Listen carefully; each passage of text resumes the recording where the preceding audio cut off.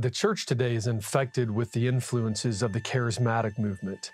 God told me who I would marry. When God spoke to me, I heard it so clear. As clear as I'm talking to you now, the Lord spoke to my heart. God spoke to us audibly. I hear the audible voice from God. The word that the Lord gave me. He told me that everything I was feeling in my spirit was correct. I know that this is what the Holy Spirit has spoken to me. That's the word God spoke to me.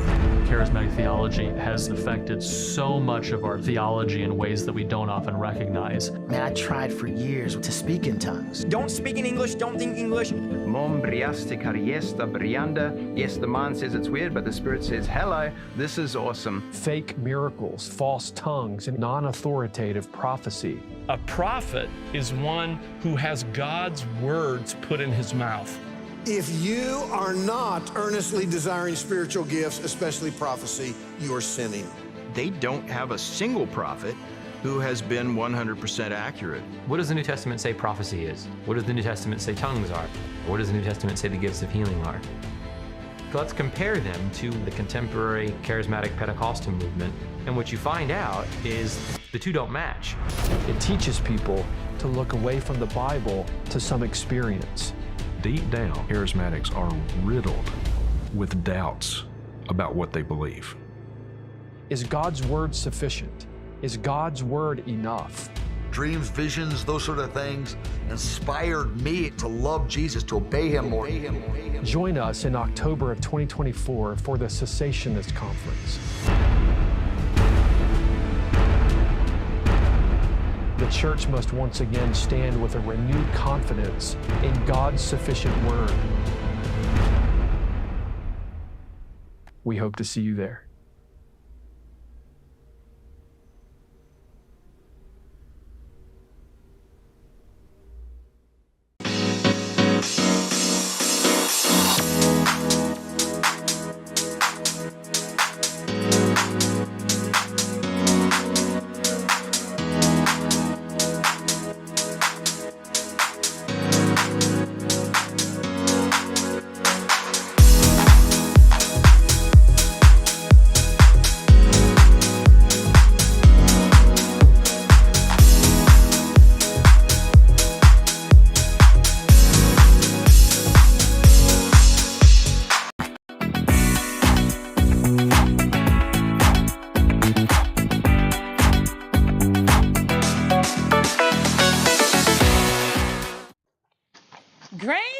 You guys, welcome to the Standard of Truth podcast, where we discuss all things social, cultural, political, and theological from a biblical perspective.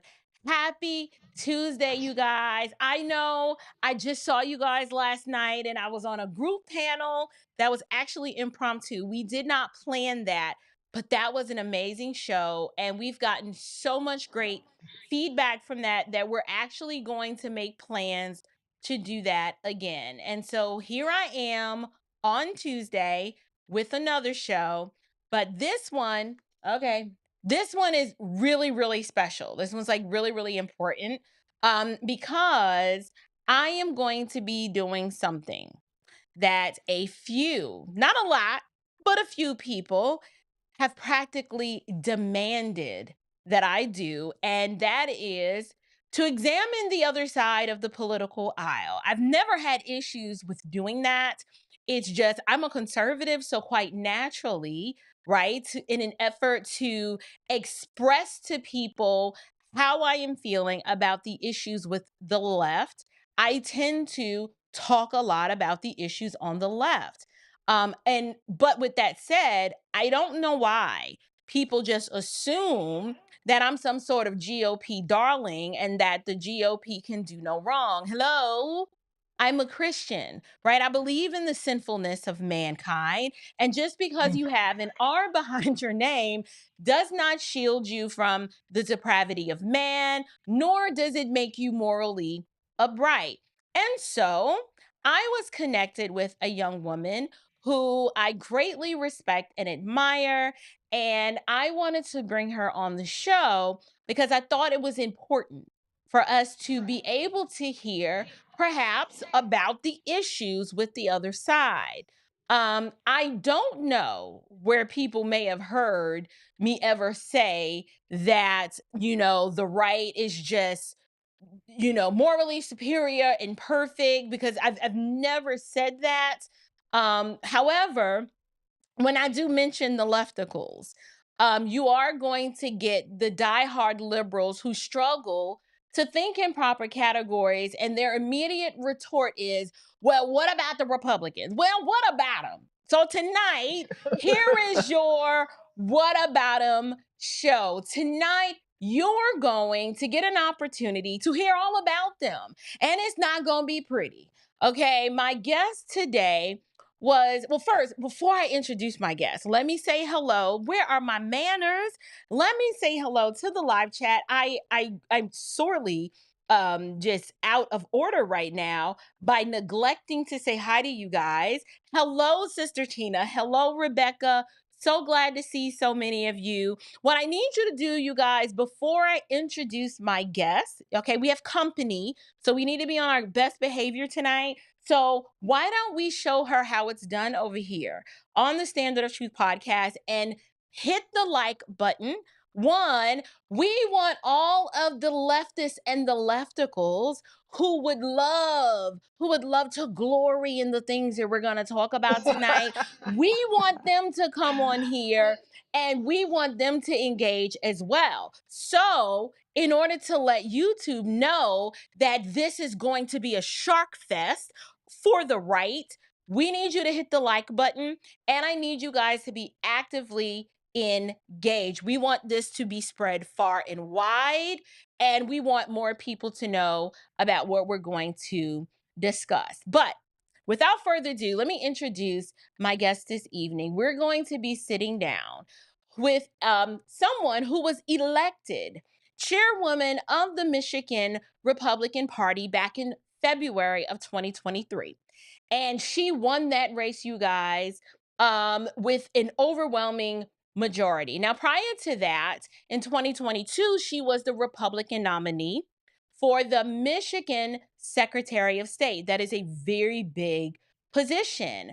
My guest tonight, Ms. Kristina Karamo, she has a master's in Christian apologetics from Biola University, and she is also an alumnus of Discovery Institutes, which is C.L. Lewis's Fellows Program on Science and Society. Now, Kristina, you guys, she can't be from Michigan and not be an avid sports fan, but she is. But more importantly, she has a passion for spreading the gospel of Jesus Christ, and she is concerned for the eternal souls of her fellow man. So let's be nice. Let's welcome to the show my sister in the Lord, Miss Kristina Karamo. Let me go ahead and get her added here to the chat. Oh, Lord, here I go. Can't ever get my life together. I'm sorry. There she goes. Hi, Hello. beautiful. How are you? I'm great. How are you?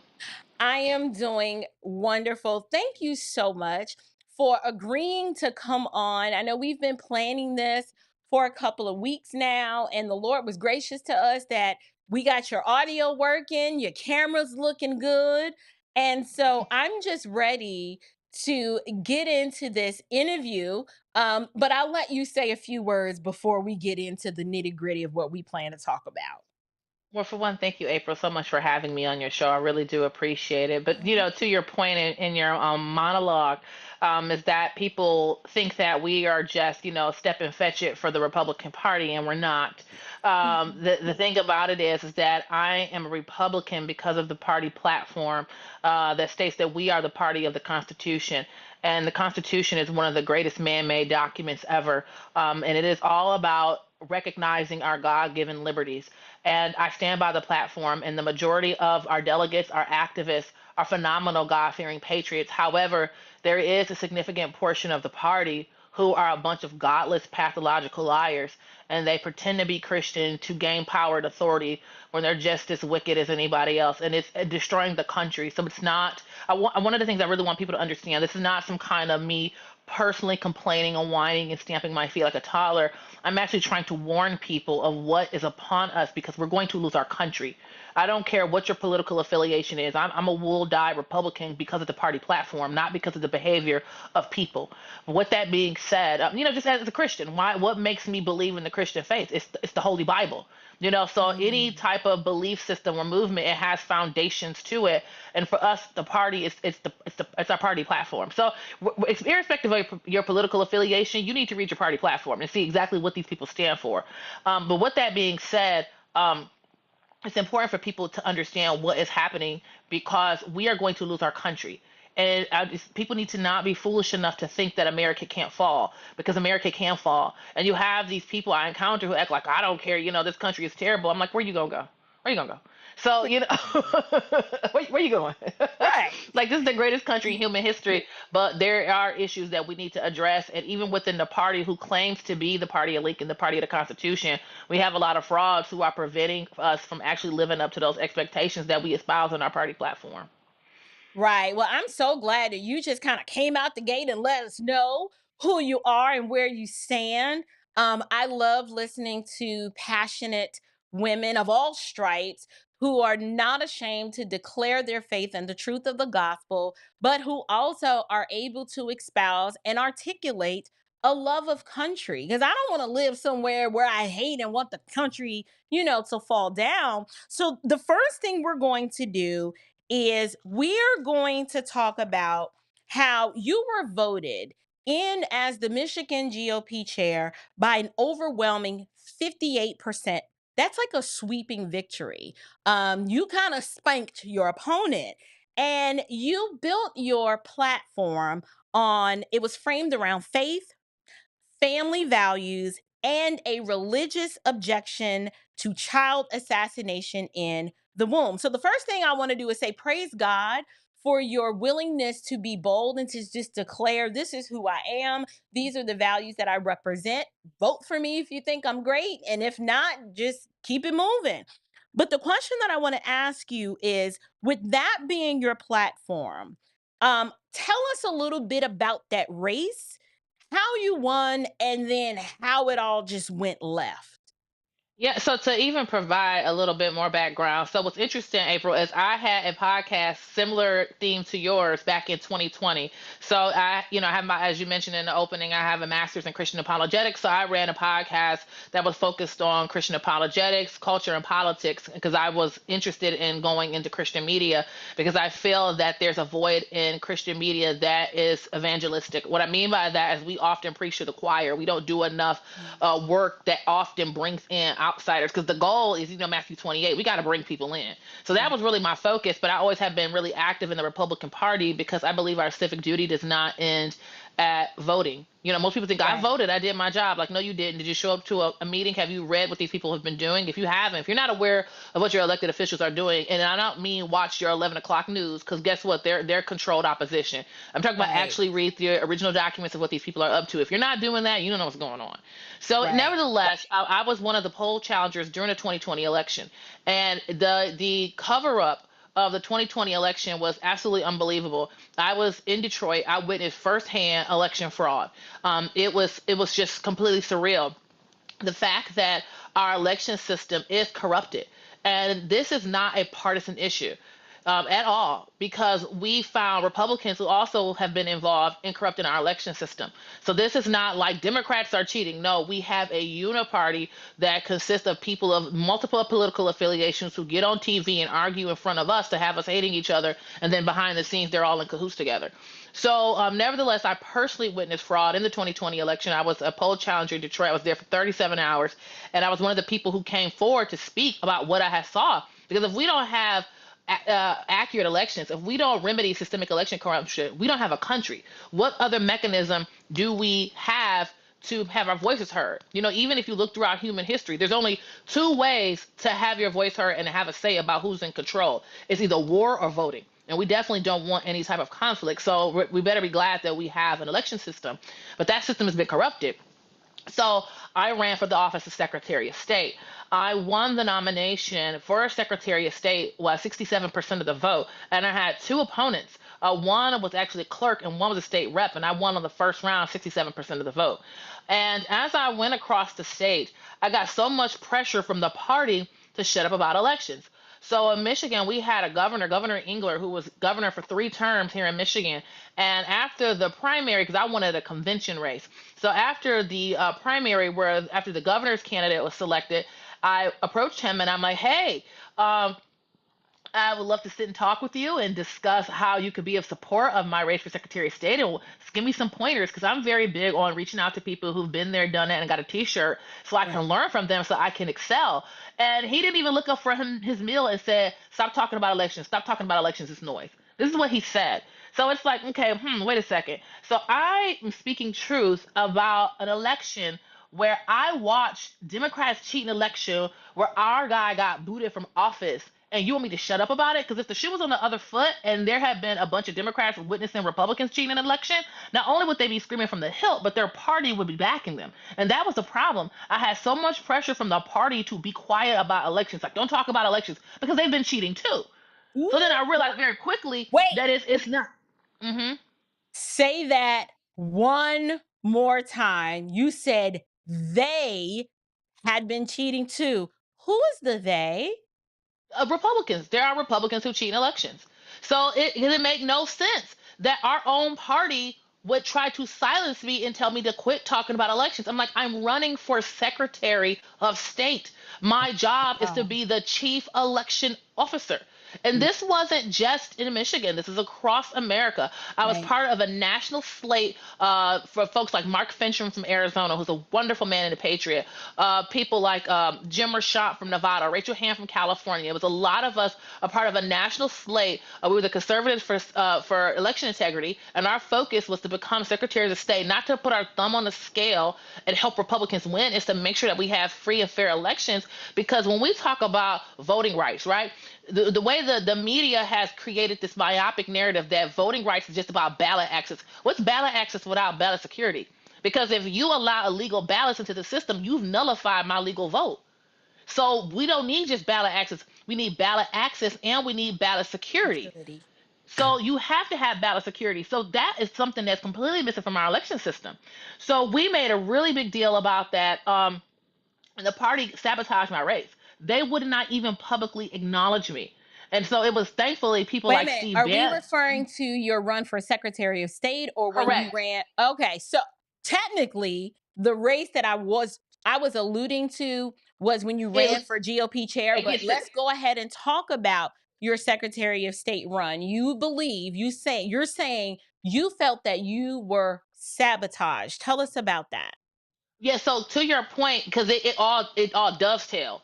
So this led up to the chair race because I didn't run for chair just because I wanted to be chair. I ran for chair in direct response to my experience during the Secretary of State run. Because even when I ran for Secretary of State, that I went to theology school. I did not go to theology school to run for Secretary of State, but I witnessed fraud and nobody did anything about it. So I was like, well, I'm gonna run for Secretary of State. And so after that, we won the nomination. Then the party was actively sabotaging me. Our party would not publicly acknowledge me. And I don't say this because all my feelings are hurt or they treated me bad or this is unfair. It's like, how can we win an election when you have your statewide candidate who is second in line behind the governor and you don't even acknowledge this person? When That's you the Secretary of State. say that you were not acknowledged, what do you mean by that? Because we've got to speak with clarity so people understand. What do you mean by not being acknowledged? The party, our state party, would not even acknowledge me publicly. So they would publicly promote the AG candidate, they would publicly promote the governor candidate, they would publicly promote the congressional candidates. They would not publicly promote the Secretary of State. This is a statewide race. So the way it works with the division of labor, the state party, our primary focus are those statewide races, plus with the help of the House and Senate caucuses we focus on those races. But the the state party's primary race of focus are statewide, which includes the Secretary of State. So how can I, as a candidate, succeed when the state party won't even promote me and try to encourage people to vote for me. So what do you think was behind their unwillingness to just acknowledge that, hey, we have someone running over here? What do you think that was all about? They were complicit in election fraud. Because see, our former chair is a globalist, and I'm sure you've talked about globalism. He's a board member of the Atlantic Council. So And our I was former chair. gonna ask you about that. So I have that in my notes. The Atlantic Council, which I was not familiar with until you and I had sat down and had a discussion about it. And briefly, based on our discussion, you were talking about how that is a globalist agenda. And so you believe that there is this globalist infiltration within the Republican Party that did not want to acknowledge just your candidacy, because you wanted to focus on election integrity. And they're like, listen, this is how we do. Okay. And I'm not allegedly, I'm speaking as if I'm them. There are times when we gonna have to steal an election, and this chick here is getting in the way. Well, Am I picking up what you're putting down? Well, yeah, it's not just infiltration within the Republican Party. These globalists have infiltrated both parties. I mean, it's the Democrat Party is high efficiency destructors of America. The Republican Party is low efficiency opposition. That's what goes on. Hold on, I have to write that down. High efficiency. Say that again.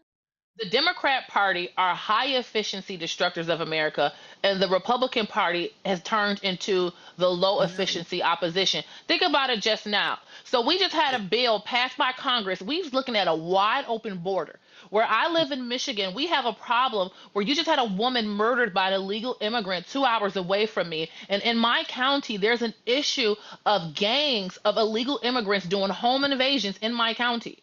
So we have control of the House, and they pass a budget with nothing in it to shore up the border. After all the jockeying, the pandering, the dog and pony show, they pass nothing to secure our border. This is the crap we're talking about. So people like myself, we have had it. We have completely had it. So we're determined to have a Republican Party that's actually true opposition. We're actually constitutionalists. We actually stand for the party platform, because these jokers, these rhinos, whatever you want to call them, they talk the talk. They love to talk the talk. But when it's time to check the box, when it's time to stand on principle, they never do it. They have big cojones when they're in the minority, but when we have the majority and the ability to actually institute constitutional governance, they never do it. Think about President Trump's first term. When President Trump won those first 2 years, we had control of the legislature in D.C. What did they do? Nothing. They opposed him every step of the way with Paul Ryan, Speaker of the House, and Paul Ryan is one of the people in the media who talk trash about me, by the way. So this is the kind of stuff we're talking about. Yeah, it's bad as state chair. So let me go back to the SOS race. The party apparatus, right? It was all this pressure. Like, it was so bad. Remember that video where Joe Biden stated, we have the most extensive and inclusive voter fraud organization in the history of American politics? I remember that quote, and I was like, Did he said it out loud. Say that? Yeah. I think he did, but realized, oh shoot, I should have said it that way.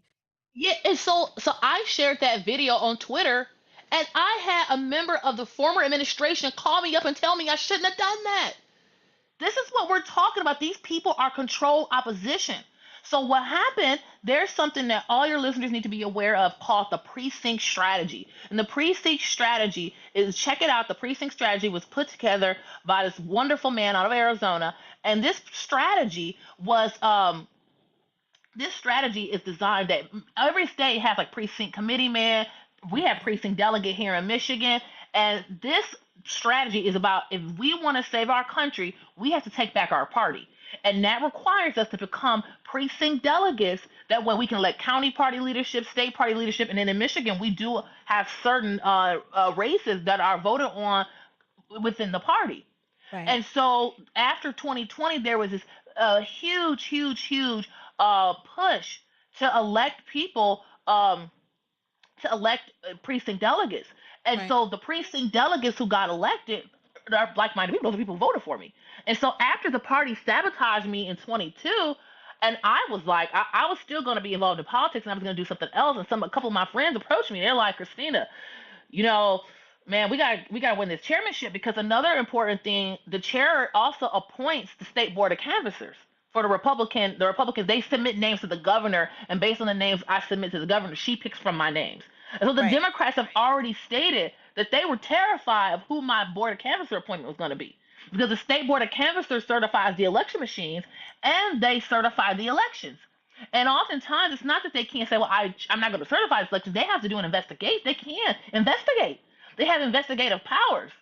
So that is going to really change the game here, and they could not have it. They just, I know I'm rambling, but No. You're fine. What I want to do is just kind of direct that conversation to get to the nuts and bolts of it. So you win by a 58%. I mean, that's like what, is that 14 points? So it I is won by 14 points. obvious that, and it was the delegates, correct me if I'm wrong, that Correct. voted for you. Like, this is our girl. This is who we want. So you get there, right? Bright-eyed and bushy-tailed, like, yes, God bless America. And then it goes left. You say, you get in there and you believe that you're working for some sort of, I don't know, criminal organization. Would you like to expound on what you mean by that? What was that experience like? You're thinking you're running a party for the state of Michigan, but you're like, this is some old mob boss type stuff. Well, yeah. To your point, so after we won, so to add some additional context, we had like 7 or 8 people running for chair, and so it was all 3 rounds. And to tell you how crooked these people were, because the way it typically works is that is typically, and because I won a convention race before, so. It's like, you win if 50% plus one. If nobody gets 50% plus one, then we add another. Then you go to another round, and then the last 2 people face off. Well, these clowns from the former administration added a 3rd round, because they knew that I was likely going to win. They were hoping that the other candidates will all get together and team up and beat me. And so, just to add to the magnitude of the direction our people are going in, my opponent, who I beat, was endorsed by President Trump. And we still beat him. We still beat him anyways. And it wasn't just about myself. It was our people. It was because the other guy was such a scoundrel, and everybody knew he was a scoundrel. I mean, we had a chairs event. This guy literally, we were asked a question of what's more important, business or morality. This guy stood up and said business. I mean, this is the kind of he's a complete scoundrel. Everybody knew it. So hold on. Let me ask you this. Trump endorsed your opponent for GOP chair.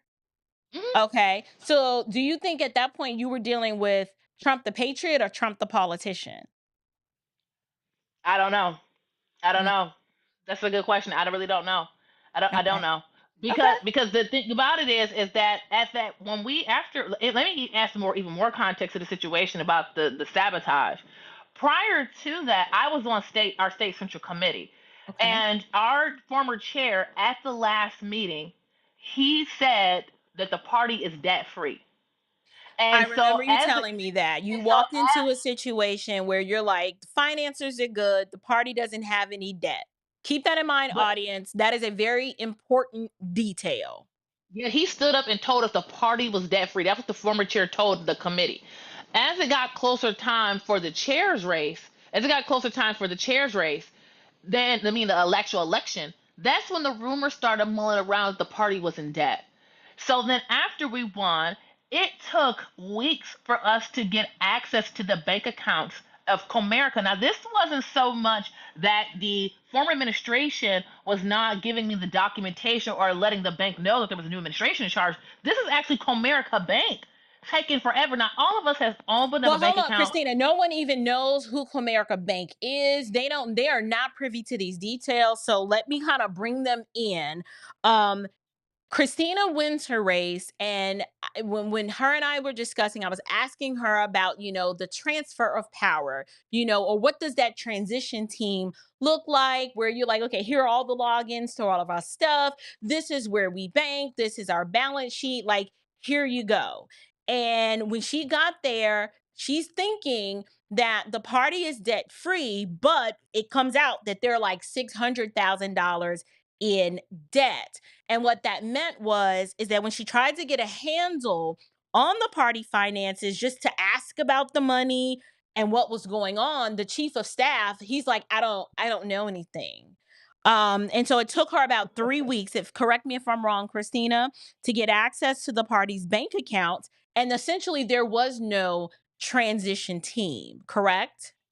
So what happened is that when we first we began to hear rumors of debt. And then when I got there, when I sat down with the former chief of staff, he's like, he didn't know what was in the bank account. He didn't know how much debt we were, because it's a line of credit. He didn't know what was going on. And they tried to play me, because he tried to say, well, there is $200,000, $180,000 in one of the accounts. If you could just give the chair back some money, the former chair back some money, then we'll pay down the line of credit $200,000. I'm like, wait a minute, that doesn't add up. I said, well, how much is on the line of credit? He's like, well, I don't know. I'm like, wait a minute, this doesn't make any sense. So then I'm like, okay, well, we need access to the we need access to the bank account. So Comerica is like your Bank of America or Chase or Wells Fargo. They just happen to be a branch that's more prevalent in the Detroit or the Michigan area. So they were banking with a particular bank. He just said, well, here's the banker, get in touch with him. So let me move the story along and not get too many in the weed details.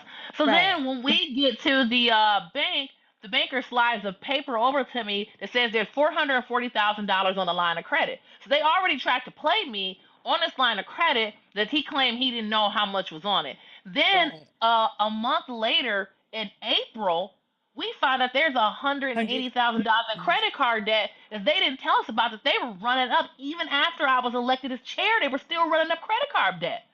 So then we go to Comerica, and I said, okay, so you say I have this $440,000 line of credit. This is what I'm talking about. So I asked them, and I hope the audience follows me here. Just think how crazy this is. I said to the bank, can I have the original loan documents? Because it's not even like they gave me the original loan documents. They gave me something printed off their Xerox machine. Just gave me a piece of paper and said, this is how much is on the line of credit. I'm like, well, can I have the original loan documents? No. They wouldn't give me the original loan documents. They gave me an addendum. I said, no, I need the original loan documents, and I want the transaction history on the line of credit. Couldn't get that information. Then after I couldn't get that information, it took us 8 months. 8 months to get the original line of credit documents, where we find out that this building is collateral for the loan. So the former... Hold on. So no, they don't know what this building is. So you guys, there's a building down in downtown Lansing, Michigan, that is supposed to be owned by the party, or at least that's what Kristina thought. And she's under the impression that the party owns this building, however, and that there's this trust that just manages the building. And she's told that it's going to cost, $12,000 a month to keep the building. And she's like, well, that's just a lot of money for, the party to be paying. And there was just all of this gray matter, these gray, funky details that weren't adding up or making sense. And what Kristina is essentially saying is that when she comes in as the state chair, in trying to just do her job, there are all of these different roadblocks that are put in her way that don't make sense, that are preventing her from doing what is right. Remember, Kristina is a Christian. She is led by a biblical worldview, and she's like, listen, I'm just trying to do everything on the up and up. But yet now she's discovering, and correct me if I'm wrong, Kristina, that now you are dealing in the world of politics where no one has a soul and almost everybody is corrupt, correct? Oh, absolutely. And so what happened is that our executive director, because of his legal background, knew what to say to the banker at Comerica. He wound up coughing up the original line of credit documents, and that's when we find out the building is collateral on the loan. And I'm like, listen, okay, you guys. So they wound up consolidating the credit card debt and the line of credit together. So that's when it came up to $600,000. And I'm like, okay, listen. There's this $600,000 debt that the former chair left when he told us December 22 the party was debt free. So that was a lie. That was a lie. Like, where did this debt mysteriously just come from? Do you believe that you were misled? It was always there? what do you believe you were told versus the reality? Like, where do you I don't. think? I'll get to that because we filed a lawsuit.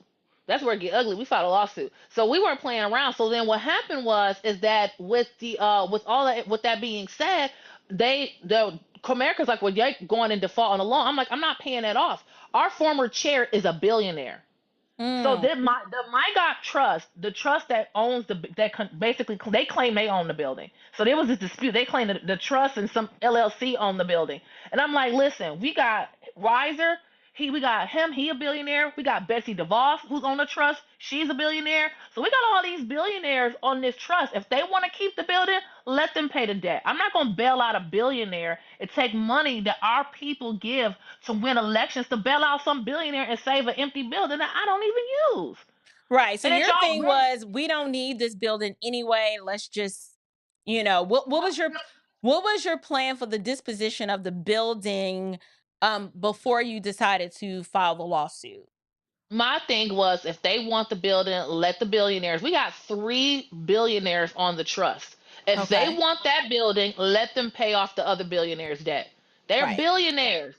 $600,000 is a joke to them, and that's just 3 of them are billionaires that I know of. The rest are multimillionaires. So you got 3 billionaires and a bunch of multimillionaires. It's like 15 people on trust. I'm on a trust too, by the way. So it's like 15 people on this trust. So it's like y'all all together, y'all, how many billions of dollars you guys are worth all together? And I'm supposed to take the harder money from our people Donors. to pay that off. But the story get crazier than that. The thing about it is, as soon as I got elected, they started trashing my personal reputation because they tried to attack me saying that I wasn't raising a lot of money. But they got one of their operatives, this dude, John Yob, who lives in the Virgin Islands but from Michigan. We call him the billionaire's bully. He got an operative, this dude, Dennis Lennox, who wrote a nasty article about me in Detroit News calling me the D-list Stacey Abrams. So they were Child, that's fighting words. they started trying to destroy my personal reputation and saying I'm incompetent and all this stuff. So you got to keep in mind, I got the majority of the committee and the majority of the delegates supporting me, but these people, because they got the media, they're no different than the Democrats. They got the media on their side. I mean, think about it. If you guys Google my name, and I don't say that arrogantly, I mean, just for this is an exercise. Google my name. Every article about me is nasty. Every single one. Think about that. That doesn't make sense. How is it that every single article about me is nasty? They I have mean, to you did try win to. 58%, and I did take, just doing what I do as just the host of the show. I was like, yeah, this something about this just doesn't seem right. So No. what I want you to do, when you and I spoke, you alluded to the fact that you believed that the organization that you kind of walked into, like you said, felt more like a criminal organization than a political party. And then you also felt as if it was being used as a money laundering and influence peddling scam. Can you explain to us what you mean by that? Because the caucuses run money through the party. So Oh, let me say this. you're gonna have to get some details now. You're gonna have to get some So let me details to help us so understand. so let me back up. So last cycle, our chair claimed that the party spent $18 million on a 22 cycle, and we're like, where? Where did the money go? We didn't see a billboard. We didn't see a commercial. We didn't see anything. We didn't see yard signs. Did you What say did you spend? 18 million? 18 million. That's a He lot of claimed the money. party spent 18 million, and they claim they spent $4,000 on flyers for me. I didn't see a single flyer, which is an insult. Come statewide candidate, but Right. we didn't see any. We saw nothing. What did $18 million go to? So then when we look at the books, it doesn't add up. It's all go to these different entities, all these different consulting firms, and I knew then you were too. gonna go there. They love the consultant class loves politics. Oh yeah, but the way it works with the consultant class is this: the consultants are really operatives of donor families. That's the way it works. So, like when I first got elected, one of the first people I brought on was a fundraiser, and the donor class of the Republican Party would not give money to the party. They would not. They just despise me, right? And I'm part of it because I'm not in the club. Okay. And Right. then secondarily, when I tried to bring on somebody to work at the party to kind of help me set up the organization administratively, because I wanted someone who had a little more experience in state party politics to help me set up some of my nuts and bolts, I couldn't even get anybody. Like I would talk to people and then they would ghost me. This happened 3 times. And I had a buddy of mine who lives out of state share with me the way it works is these consultants, they are operatives of certain donor families and they protect the political interests of certain donor families and they work with the candidates that those donor families want to be in power. And so then what happens is that if that consultant, that donor family who backs that consultant doesn't like a particular candidate, they're going to tell them you don't work for that candidate or that person, or I'm going to make sure that you don't have any more work. So oftentimes people think the consultants are the slimy characters, which they are, but it's Yeah. not the consultants so much, it's the donor Donor families that back class. them. They're nothing more than they're just puppets for the donor families that they work for. So Okay. we couldn't even get go ahead. I was gonna say I appreciate you breaking that down to us like we're in the third grade because a lot of us really needed to understand the underpinnings of how all of that works. But it sounds like this apparatus that you're describing is designed to work more like a mob boss, right? But it's at the behest of this donor class. Correct. The state So chair, the state chair has no real autonomy because see the way it works, like our Senate minority leader and House minority leader here in Michigan, they will not even talk to me. Like I'm talking about right after I won. Like my first things, I put out olive branches to try to talk to people. Like I right. get that I'm not y'all flavor of Republican. I know I don't come from y'all little fraternity. When you Okay, mean I'm your just flavor, I'm wait, just wait, wait, when you say flavor of Republican, what do you mean by that? When you say it, because I think I know what uh, you meant, but I just, I mean, a actual Christian constitutionalist. Like a lot right. of these people in the Republican Party, they are not Christian. Say it They sleep louder. around. They're not Christian. They're not. They're not Christian. Here's it. They know that in the Republican Party, you cannot get elected unless you claim to be a Christian or a Jewish. It's not going to happen unless you claim to be a devout Christian or devoutly Jewish. You are not going to get elected in the Republican Party. So these people pretend to be pretend to be Christian to get elected. Give you a perfect example. And here, let me before I get there, let me say this first. I'm getting ahead of myself.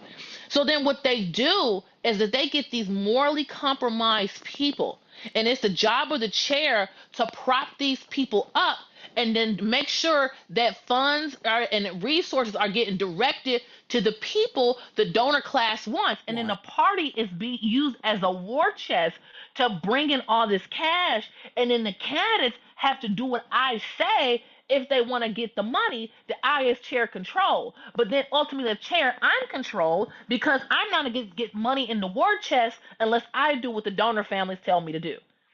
And the Right. families who typically, when we had in Michigan, we had like 12 families funding the party, like 97% of the money. How do you have 12 families fund 97% of the money?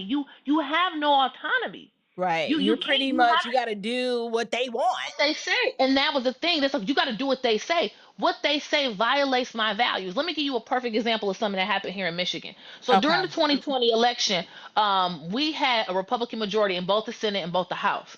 And Right. our Republican Speaker of the House, after the 2020 election, we are like, listen, we're not saying, quote, overturn the election. We're just saying investigate our Investigate. claims.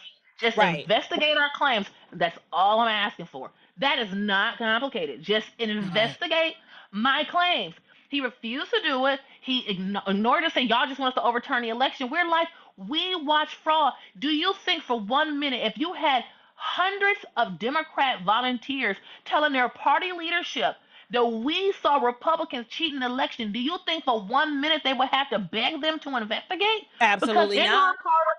our state constitution, Article 2, Section 4H of the Michigan Constitution says we the people have a right to an audit. That is in our state constitution. So Right. it's like, do your job. Well, we knew something was strange when Jocelyn Benson, who's the Democratic Secretary of State, was on CNN and said, oh, well, the Republican Speaker of the House just texted me and said he doesn't know if he's going to go visit Donald Trump or not. And we like, why is he texting her while she on CNN? Right, that's the face of all of us get. We like, why is he texting her when she on CNN? And then after the lockdowns were going on, there was a Republican state rep who said, we need to bring up articles of impeachment on Gretchen Whitmer. And our Republican Speaker of the House like, oh, no, we're not going to do that. We like, as much as they harass and terrorize us, our Attorney General, our Marxist Attorney General, Dana Nesson, threatened me with a felony for simply saying there was fraud in the election. This is what they do to us. So if they do all this to us, you better get under their skin. Here's the kicker part, April. Well, it comes out in the 21 that Republican Speaker of the House, Mr. Faith, Family, and Freedom, and Jesus and his father was a pastor, come to find out, at best, he was committing adultery with his brother's wife. At worst, he was raping his brother's wife. His brother's wife came out saying that he was raping her. You gotta replace the R with GR. It's graping. It's grapes, vines. Okay, I can't say that word. Okay, it's graping. Grapes. Okay, Yes. it's great. So that's what he was doing to his brother's wife, and he came out and said, well, it was consensual. Okay, hold on. Pause for a minute. That's what I'm saying. So even if it was consensual, this is your brother's wife and you're married. And the story is so crazy that she said that he groomed her for years because she was the family's babysitter before her and the brother even got married. And she claimed that he assaulted her the night before her wedding. And what's so crazy is the brother said, and the reason why I'm telling y'all this is this ain't the Jerry Springer show. The reason why I'm telling y'all this, I'm just trying to figure out where to go next. Yeah, so the reason why this is relevant because the brother said that he would drive his brother to women's houses to commit adultery and to go to exotic dance clubs. I hope and that's this is the right supposed way to be a Christian. He's supposed to be. He's a professed Christian. Correct. So basically, Mr. Kristina is what she is doing is she is highlighting the hypocrisy and the inconsistency of those. Not all, obviously, but certain key individuals within the Republican Party that profess to be Christian, but these people only use, kind of like you have rhinos, Republicans in name only, you have these Christians in name only who are just using God and Christian adjacent language to win, but they're not. Well, it's not like we didn't know they weren't Christian, but it's just way worse than we thought. Well, here's what people need to understand why this is relevant. Let's fix your mic. It's a little, rubbing up against something. Yes, that's much better. Sorry. So here's the thing what people need to understand. I'm not saying this to just gossip about people. The reason why this is relevant is because they handpick these types of people because you can control them. See, what people need to understand, whether you look at the Jeffrey Epstein situation or the Puff Daddy situation, all that stuff is interrelated. So I got a good friend of mine who worked in a music business, and he told me, and I forget the title for the person who works at the who works at the radio station, who picks which music is going to be played. He told me that the way it works is when they have like these listening parties, that these people get drugged or they try to get the person working at the radio station addicted to drugs or give them prostitutes and get them in compromising positions to compel them to play those songs on the radio. So the same is true in politics. They need these morally bankrupt people because you can Lee Chatfield, you can get him to do whatever you want. He's sitting there talking about faith, family, freedom, and is over there at graping or committing adultery. Either one is horrible. Of course, one is worse. Right. With his brother wife. So that person can be controlled. They want people like that because they will do what you say. He not gonna buck the system. He gonna fall in line. Like the guy who the current House Minority Leader for the Republican Party. There's all kind of horrible rumors about him. Now, I'm not going to repeat them because they haven't been proven in court or nothing like that. But there are horrible rumors about him. So these kind of people, they be adulterers, they be alcoholics, they be all kind of stuff. Drug addicts, and then claim Christianity. So now I got them in Lansing, D.C., whatever. You going to do what I say. Because the moment you don't do what I say, I'm going to whip out them pictures. So I had a friend share with me too that a lot of these celebrities and these different people who come out and just be like, I'm gay and just for no reason, I'm not, but I'm just saying they go out and say that stuff. He told me the reason why they do that is to stop themselves from getting blackmailed because people have dirt on them about being them engaging in some sex acts that are homosexual, and so they know like, okay, this person blackmailing me, so I might as well just go and put it out there myself. That way, that's why sometimes you be like, why is this person announcing this? Like, why do we Right, like who care? asked for that? That's why they do it. To prevent themselves from getting blackmail. Blackmail is the most powerful currency, more than money, more than gold, more than prop. There is no more powerful currency than blackmail. Wow. That's what Jeffrey Epstein and Puff Daddy were all about. It wasn't about the sex. They just got to get sexual deviants to run those operations because normal people wouldn't do that. Right. Because even a guy who here in Michigan, who I know been coordinating an effort against me, all of his operatives are sexual deviants. They either adulterers or they homosexuals. So they purposely get these. Yeah, they all adulterers. Just So they just a bunch of sodomites. adulterers. Yeah, and had one person had the nerve to write a nasty letter about our general counsel talking about a Christian man. Christian man, you sleeping with somebody's wife. So they do this kind of stuff. So they gotta get these kind of people because they're gonna do what they're told. So that's Right. why they hated me, and not just me, but also our entire team, because I was very, very serious about the people on our team. Our people on our team had to be above moral reproach. Like you Right. know the guy Elliot Ness from the 1920s. You guys ever seen that movie The Untouchables? That's Yeah. how our team was. Our team had to be untouchable. I could not have anybody in my administration with some skeletons in their closet.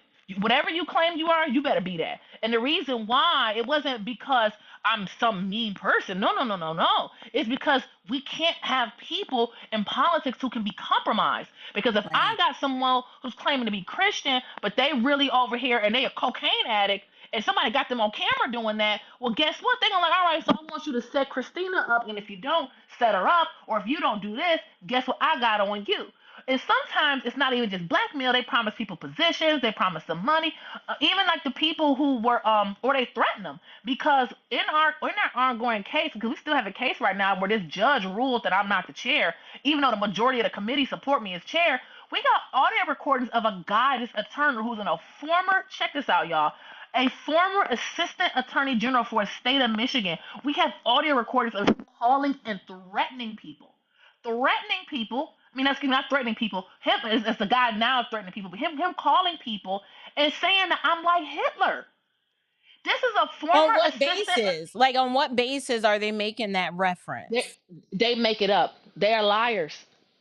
And he's supposed to be Right. a Christian too. And this man is supposed. Here's a guy in his bio. He's supposed to be a Christian, but he's calling up committee members saying that I'm like Hitler. Then we had one of their operatives calling people and threatening them, literally threatening them. And our local news media holding this guy up like Oakland County businessman is speaking, is expressing his concerns about Chairwoman Kristina Karamo. And this guy, we got an audio recording of him threatening people. This is what we're talking about. But all these people Wow. claim to be Christian. I mean, So this guy threatened my chief of staff, threatened his family, and these are supposed Christians.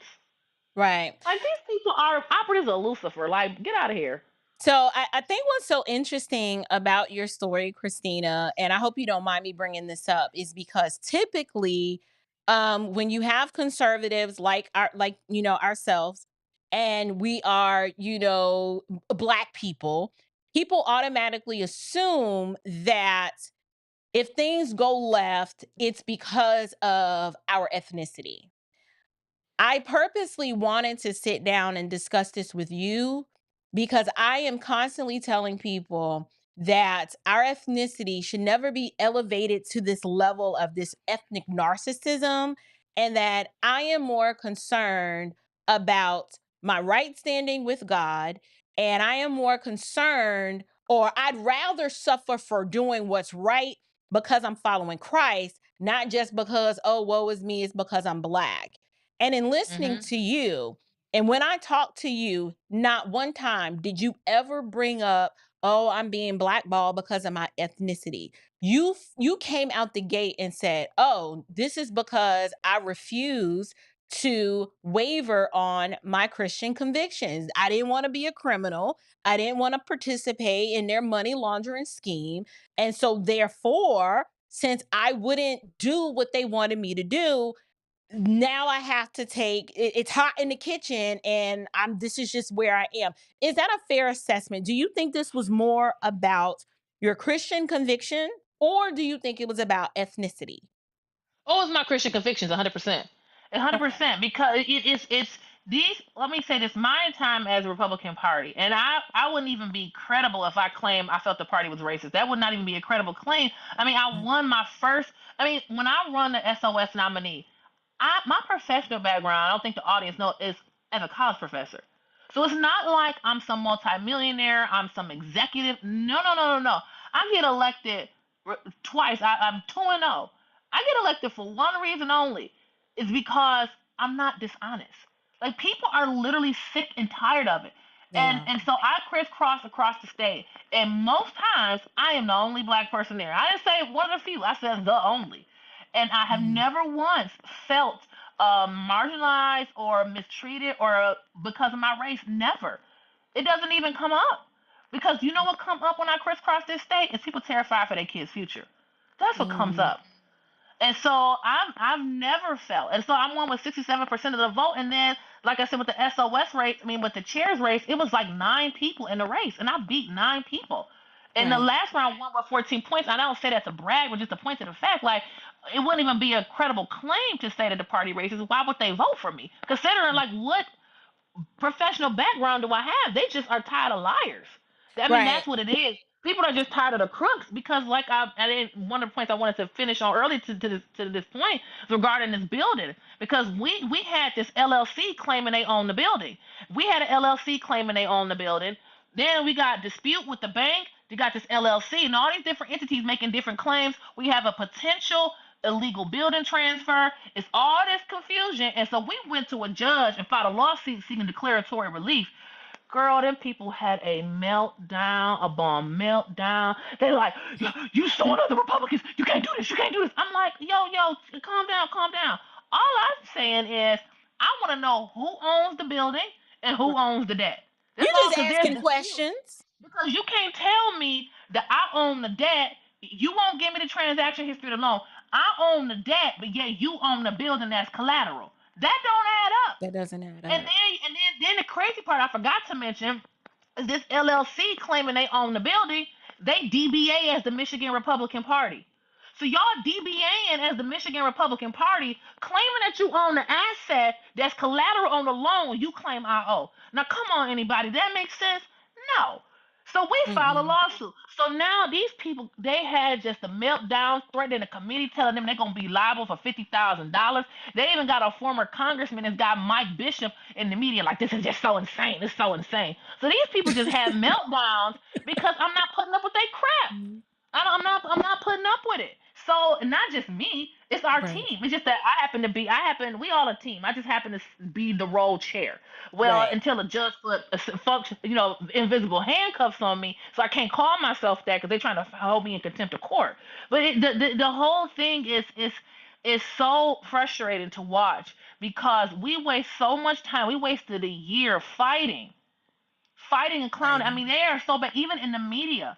I mean, so-called conservatives in the media, it's like they gotta get they get their stripes by trashing me. We have this huge conference called the Mackinac Leadership Conference.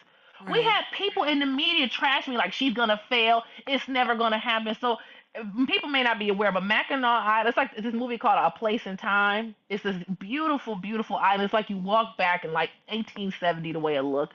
The island is no cars, it's all horse and buggy. So we have this huge conference every year. Huge conference. And you had, quote, Republicans in the media trashing the conference, trying to discourage people from coming. She's gonna fail, blah, blah, blah. I mean, we had this guy going around telling our volunteers that they would go to jail if they volunteered for the conference. This is how insane this stuff was. I remember you telling me that.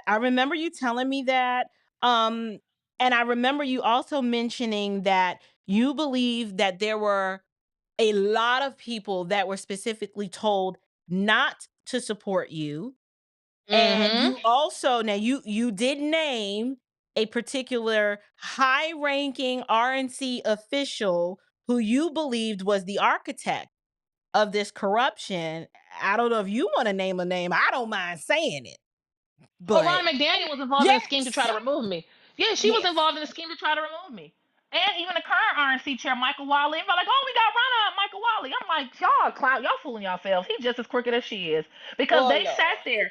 Yeah, no, I mean, this is my point. That's why this is why they won't be gone. Because I'm tired of these people. And you know why? None of this is personal. We are Right. trying to save our country. Michigan is a battleground state. And y'all fools spend all your time trying to get rid of me. And so what this does is a lot of our people are demoralized. They're like, who do y'all think y'all are coming in and kicking out our chair?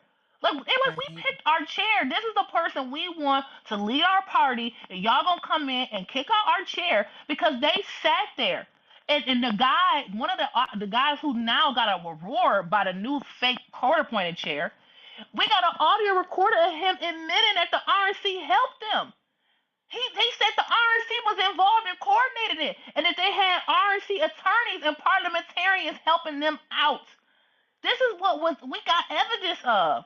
Right. So they sat there coordinating the effort and revoked my membership to the RNC because I'm a member of, like, we have a governing body.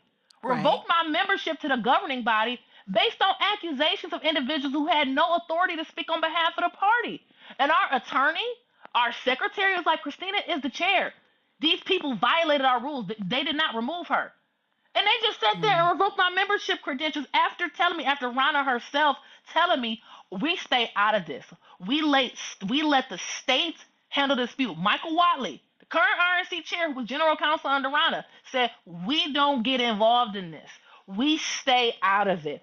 We let the states handle their own disputes. Oh, and our people did, and the overwhelming majority of the committee still stand with me and want me to remain as chair. So then y'all, after that happened, y'all then jump in and just revoke my membership based on the claims of individuals who didn't have the authority to speak on behalf of the party? Right. Like, this is how ridiculous the whole thing is. That's why we're like, no wonder we're getting destroyed in DC. Because this is the kind of people we have. They have no integrity. So Because is this it's a part of the whole system. swamp phenomenon? Would you say that this is a reflection of the swamp? Because you had mentioned something that you were determined to expose the demonic elitism that is wrought in politics. You said it's full of counterfeit Christians, particularly in the donor class, and that everybody who claims to be a believer is not on the Lord's side. In fact, you said many of these people are psychopaths. Oh yeah, they are. I mean, we got a guy this guy came out of nowhere and has got a bunch of weak people and cry and talk about Jesus to go and try to demean my character. Well, people need to step back and understand why Michigan is so significant. You guys are thinking like, this Right. lady I just was just about to complaining. ask, It's can you spilling explain? tea on these. I call it the Jerry Springer show. It's like the Jerry Springer show. And the only reason I snicker when I say that, because I have to laugh to stop myself from going in a full blown rage, because our country on the line. Like, this is Right. not like I'm talking about. This is not the Housewives of Atlanta. This is my nation. This is Right. my country.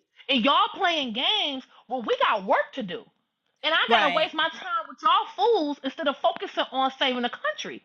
And so now they got this judge who, I mean, you should have heard his preliminary injunction where he said he believed I had been properly removed. The case is still going on. And he completely ignored all of our evidence. These people didn't even have quorum to conduct business. And the judge just like, oh, well, he just ignored it. Where is They the didn't lead even. attorney when you need him? Lead. I saw you in the chat earlier. You're still around. Where are you, sir? I know this divorce is your thing, but well, the Didn't lead even have attorney, he quorum. don't love It's Jesus, so, but but it's so ridiculous. It's so ridiculous when it's happened. But see, the reason why Michigan is so important and why people should care is, I'm sure, April, you talked on your show about the World Economic Forum. And the World Economic Forum is a very dangerous organization. So when you mentioned about like these infiltrators within the Republican and the Republican Party, right. these people, the way the World Economic Forum operates, they have their leaders and their different people that they have groomed, and these people infiltrate our government. They infiltrate the parties. They infiltrate as bureaucrats. You know, one of the big things, be aware of, like these city manager associations. So they infiltrate every level of our government because their goal is to erase the nation state. They believe if we have a global government and a global collective, that we will eradicate disparages and poverty. That's why the whole DEI stuff, this is why when people talk about equity, there's no such thing as equity. There's equality. So this whole push for equity is to make sure everyone has the same. The World Economic Forum put out an article saying that it's like 2030, you'll own nothing and you'll never be happy. You'll never be happier. So they want to deal with things like no private property, no ownership. The state controls every aspect of your life. Okay, the World Economic Forum. I'm sure y'all heard of Klaus Schwab. I mean, this guy. If you haven't heard about the World Economic Forum, these people are very evil. You got Yuval Noah Harari, who's like their thinker. This guy wrote a book, Amadeus. You guys need to read that. These people are wicked of the highest order. Their goal is to completely destabilize nation states and build a one world government. And they have billions of dollars. You hear that about the Davos Summit in Switzerland every year? Mm-hmm. That's who hosts it. The World Economic Forum. They have their Davos Summit. Governor every year Kemp was there at the last one. I was trying to. I think I may have reached out on Facebook, like, "What you doing over there?" He ain't respond. Whitmer was there, and guess what? a few years, maybe like 12 years ago, Al Gore went there trying to petition them for $2 trillion to rebuild the world in the carless cities. They want to make Detroit the world first smart city because the thinking is that people are easier to control if we densely populated. Okay, and they have this concept of the smart city where everything you need, whether it's work, grocery store, all within a 15-minute radius. So they want to keep everybody densely packed. So Al Gore had his vision of rebuilding the world in the carless cities, and that's why when they talk about climate change, of course we're supposed to be good stewards over the environment, but they want to eradicate our autonomy. And Bill Gates openly said we want to lower the human population by 10 to 15% using vaccines, healthcare, and birth control. Tell me how vaccines and healthcare gonna lower the human population. Now, birth control. I can tell you how. I've been saying this for years, and people thought I was crazy when I tried warning moms, and I was told, you're anti-science. I was like, no, I'm trying to keep you alive. But yeah, they said it. So the reason why this is relevant is because the World Economic Forum is using Michigan as their launching pad. They have two offices 15 minutes from my house. One north, one south. They got an office in Detroit. They have an office in Oakland County. And our state has given them money. Our governor has stated that the World Economic Forum, and I'm paraphrasing, is going to be instrumental in rebuilding Michigan's economy.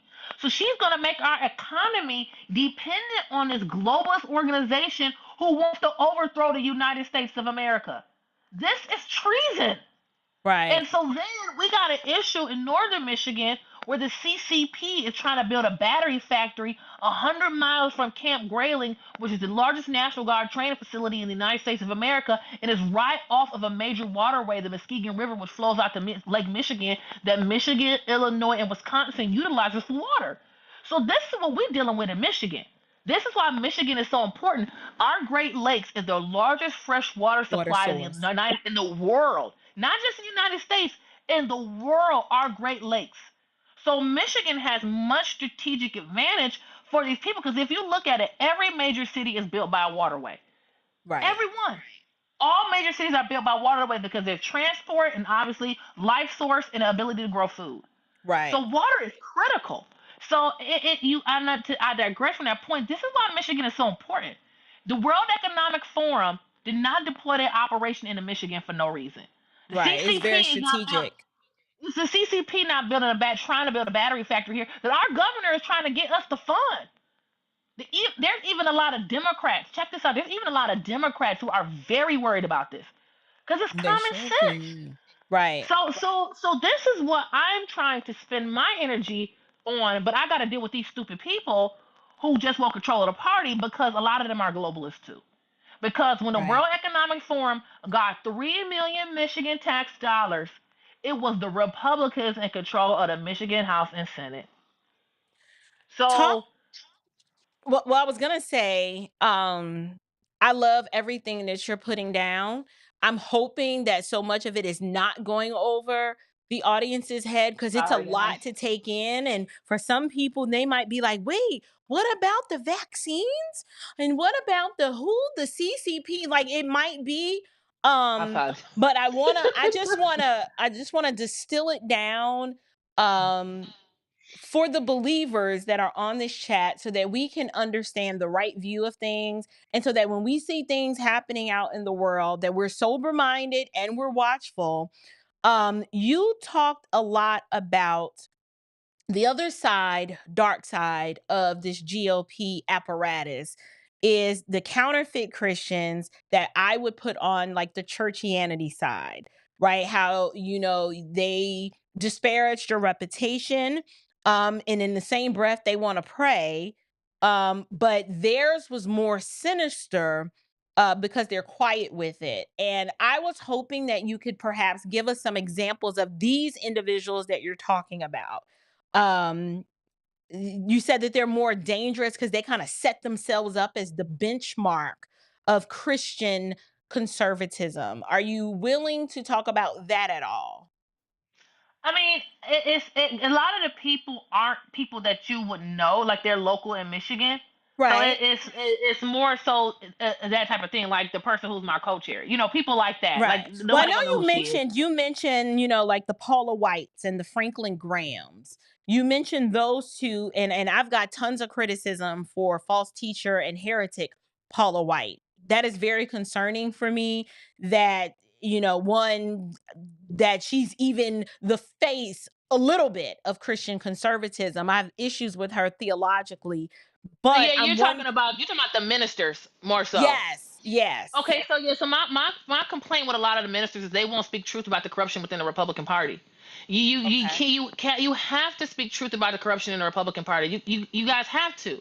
They cannot just talk about the Democrat Party. It's like, listen, the reason why I am a Republican, and they were like, wow, you trashing the party. I love my party.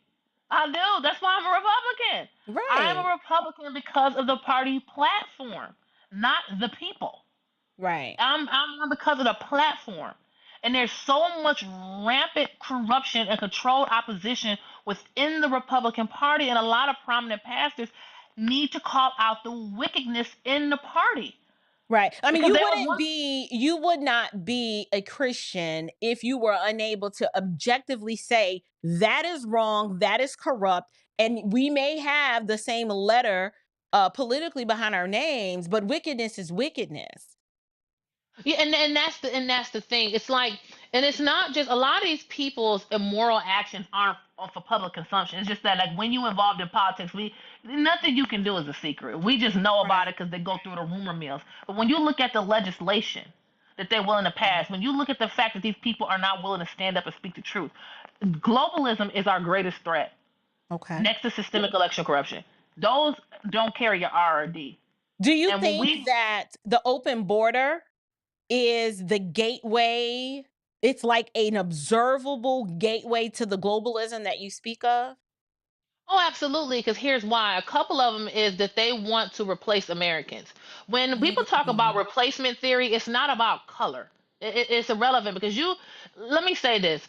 Let me take a couple steps back. There's a book called Color, Communism, and Common Sense by Manning Johnson. And that book was written in 1957, where he talked about how the communists knew in order to take over the United States of America, and the way communism works is very insidious. Communism, Marxism, they all one and the same. They're just interchangeable words. It's like tomato, tomato. But the way they work is they are like parasites, and they have a parasitic relationship with the institutions of America. They take them over and use them to basically be launching pads for their agenda. This is what they do. And one of the things that happens in America is that they know that identity politics is so powerful. And these people knew that in America, race was the easiest sword to pick in America for obvious reasons. I mean, 3 of my 4 ancestors came to the North escaping racial violence. So nobody gonna sit here and pretend like the racial violence that many black people experience didn't have a massive impact, not just on our grandparents, but also on us subsequently by, you have inherited wealth and inherited information. And our ancestors, because of what they dealt with, they weren't able to give us as much many times because they were starting with less. So that's a real reality. And so the communists knew that you stoke those fires and you encourage racial hatred. And so that's why they keep pushing like the upper what they call intersectionality, where these people are all of these like your immutable characteristics are what really define you and define your goodness. And so if you are a victim, if you are an oppressor, right, or the oppressed, if you are a marginalized community, you hear that word? So if you are a member of a marginalized community, because you know what it's like to feel marginalized, you have some inherent benevolence. That's why you hear them go trans woman of color, trans woman of color, trans woman of color, because they're like, there's no one more marginalized than a trans woman of color. So she is the best person ever. So what happens is when we hear them do stuff like this, oftentimes the reaction is, these people just hate white people. They just trying to marginalize white people now. It's like, no. It's not what's going on. The goal is to make us hate our country. That's why they attach so much stuff to whiteness. What is that ridiculous little man he's not really a little man, but the man with the afro, and he go on TV. You know what I'm talking about. He on CNN and all these little shows. He wrote a book like about the black man's thing of the Constitution or whatever it's called. Oh, so Cornel West? No, not Cornel West. He younger than Cornel West. I forget his name, but the point is from they Tennessee? make this claim. I don't know where he's from. But he wrote a book about like the black man's guide to the Constitution. But the premise is that because black folks weren't there when the Constitution was written, it's not a viable document. You see what I'm saying? So that's why they attacked the Constitution. They attacked Christianity. I don't know if you guys recall, but in 2020, they were really pushing this whole whiteness thing. And they were just really pushing hard, like Christianity is whiteness and this is whiteness. Remember how BLM on their website were talking about deconstructing a two-parent family. Yes. So they were attaching a bunch of stuff that's just good to whiteness. Because if the ultimate devil is white, the white people are just horrible, and then I attach all of these things to white people, then when I demonize white people, I by default demonize all these other things. And that's exactly what they do, and they're tricking everybody. So then you have a bunch of people, just human nature being human nature, who are white, who are saying, I'm not a bad person. They demonizing me. And look at y'all like, no, y'all falling for the trap. That's the trap. It's not about white people. It's about making us hate our country. Because that's how communism works. That's why we did a video, and you guys can check on my Rumble page. We did a video where I interviewed people from communist countries. I interviewed 2 women from China. I interviewed a woman from Cuba and a man from Czechoslovakia. This is what they do. They make you hate your country, your culture, your faith. This is what they do. So they want to make us hate our country, right? So now, if they can pit us against each other based on race, then we'll just blow it up. But what you're seeing is happening in America, too, is a shift. Because a lot more people who are not white are starting to realize how we got some issue we've had, and there's the legacy of racism that you can't expect people to believe that the legacy of racism hasn't had any impact. That's ridiculous. But the thing about it is that when our daily lives, like you asked me, do I feel like the mistreatment I've been getting is because I'm black? No, it's not. It's not because I'm black. It's because I'm not corrupt. That's what it's about. So when you think about that, when you put all that together and look at it in this totality, they want us to hate our country. They want us to hate each other. So more people are starting to realize, like, wait a minute, these policies y'all talking about, y'all can talk all that black stuff over there all y'all want, but these policies are making no sense whatsoever. And now people are feeling frustrated because it's like, y'all use me. You exploited the pain of my ancestors for political gain. Like, I'm mad now. So now, what are they doing? They're bringing in people in this country who are illegal immigrants, calling them migrants. Stop calling them migrants. They are illegal immigrants. And then on top of it, they want to give them free food, free housing, free medical care. And then in some areas, they're trying to get them to vote. Yes. That is the replacement. It's not about replacing white people. It's about replacing native-born Americans. The people who have no love for the country, replacing us and bringing other people to outvote our interests. That way they can stay in control. And so now they have this, we don't have a border. Because, too, with them allowing all these illegal immigrants in, it erodes the importance of a border. So we don't have a border. And then you combine that with the central digital currency they're trying to push. Right. Oh, we don't have a border. We're going to need a digital currency. Oh, well, since we got no border and we got digital currency, how much easier would it be if everybody microchipped? And if you don't think that is going to happen, check out Amazon One. Check out the Amazon One. I was at an airport 2020 in Nashville, Tennessee, where they got an Amazon store where you just wave your hand to get inside the store. I'm sorry, what? You just wave your hand. I'll send you the video, April, so you can post it of me recording it. You just wave your hand to get inside the store. You can use a credit card too, or you can just wave your hand. No, I'm good. So this is the stuff that's happening, and so this is why this goes back to why I get so frustrated with these ridiculous people I deal with, because this is the stuff we need to be spending our energy on, not fighting for control of the party. But these people don't want those of us, the populace, right? So the real fight in the Republican Party is the populist wing of the party is really taking over. So the populace in the party, because Mike Pence just got a pack $20 million to fight populism within the Republican Party. So instead of fighting to save our country, instead of spreading the gospel, what is he trying to do? He's trying to fight populism. Because the oligarchs hate populists. Why do they hate populists? Because we make the Republican Party the working man's party. We still about our conservative principles. We hardcore constitutionalists. I will die for this country. We hardcore constitutionalists. We love our country. We love our fellow American. But we realize that when you think about the kingdoms, we don't have kingdoms as far as countries. We have kingdoms as these multinational corporations who've been very destructive in their practices and are in these. Basically, it's kind of almost like they're in these what they call those public-private partnerships. So they had these public-private partnerships where they push stuff like ESG to basically infringe on our rights. And they're in cahoots with the government. So these corporations and the government it's almost like fascism a little bit. They're in cahoots with the government to impose on us. That's what populists are fighting back against. But you have the Mike Pences in the world who don't like that, because guess what? He get pushed out of power. And then that's why they want to throw out not just me, because let me say this real quick. It's not just me. It's just that they were more successful with me, because in Michigan, having me as chair was more dangerous. But they're attacking chairs like in Nebraska, in Kansas. All these other chairs, they attacked them too.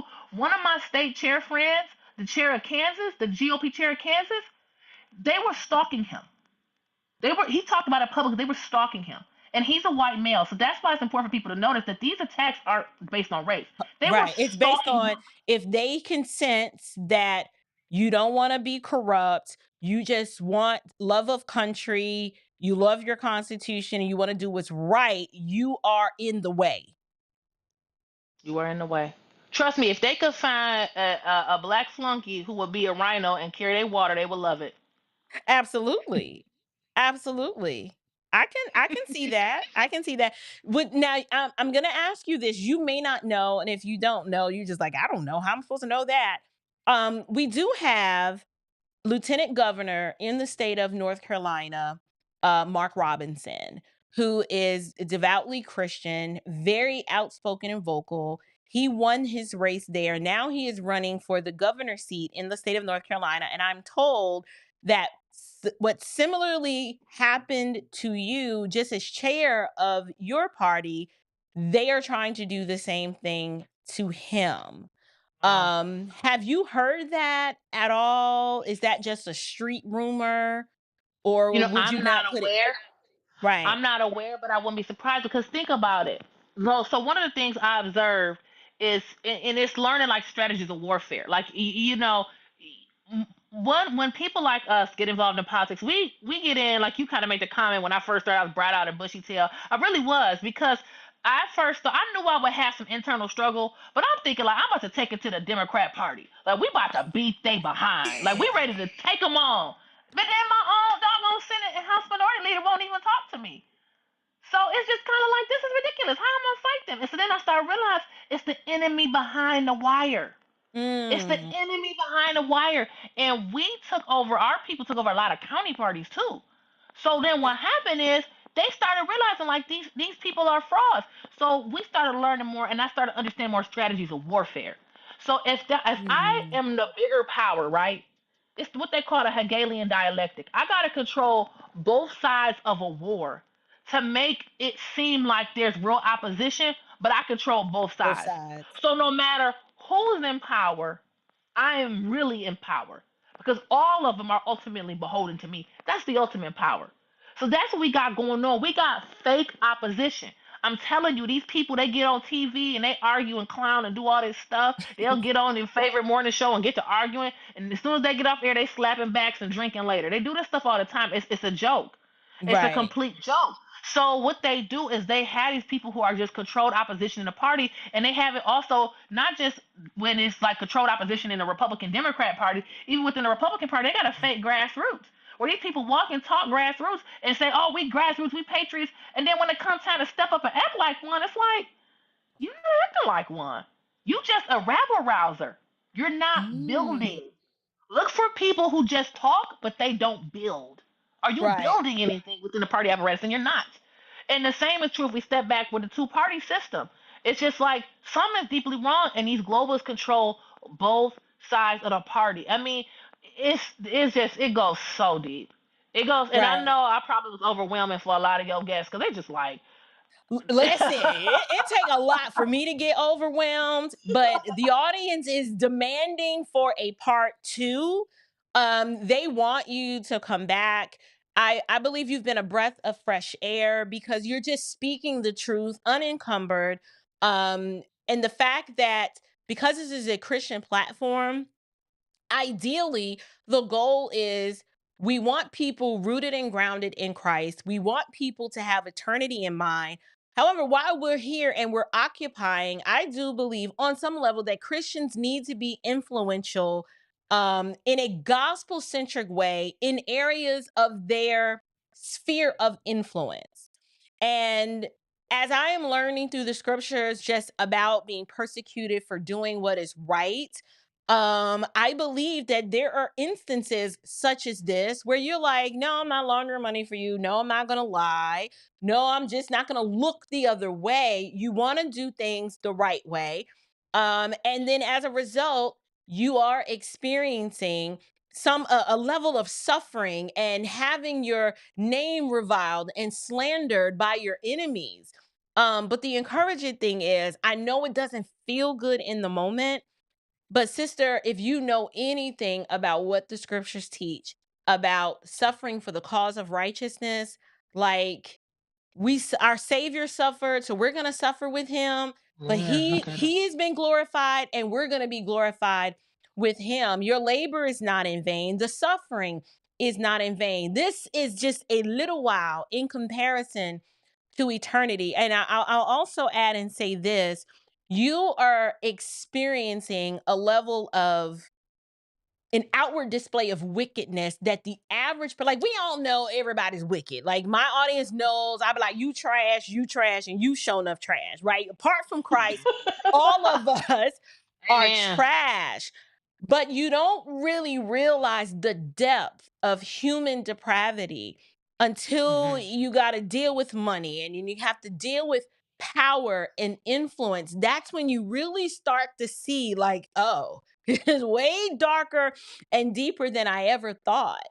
And so I feel confident in saying that my audience wants to continue to keep you in prayer, to put you on our prayer list, because if you're ride or die for Jesus like you say you are, then you're our people, right? You're our kinsmen, according to the spirit and the flesh. And then for the ones that ain't black, you still our people.